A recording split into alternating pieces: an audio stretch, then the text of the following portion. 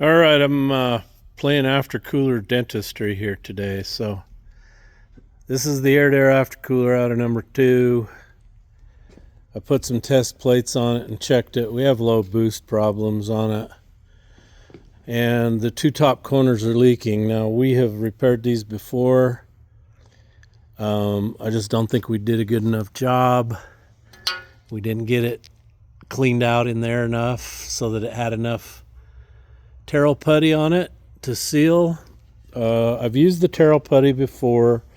Used it on number 1. This whole top left corner was leaking like a sieve. So what I did is I tore out the fins about that far down, and then took a sandblaster and blasted the tubes and the headers so they're good and rough and clean. And then we took I think a full stick of the putty, cut it in half. I took half, Jake took half, mixed it up, and then we just started shoving it in there. And we've never had a problem with it. Terrell putty holds up pretty damn good to the heat.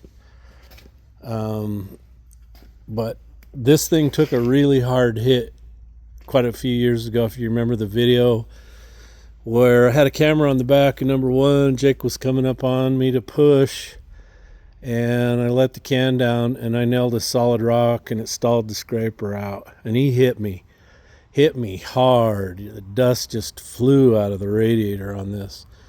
And I'm kind of wondering if that's what cracked it, because the putty was all cracked up in here. But you can see I need to do a little better cleanup work in there.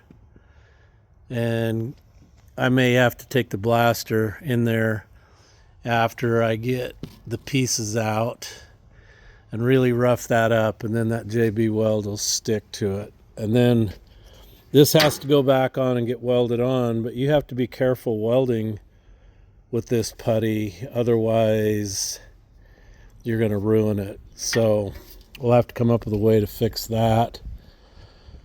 And then I'll cut this one loose and open it up and do the same thing. That's the only 2 leaks on it I can find. So Jeff's going to win.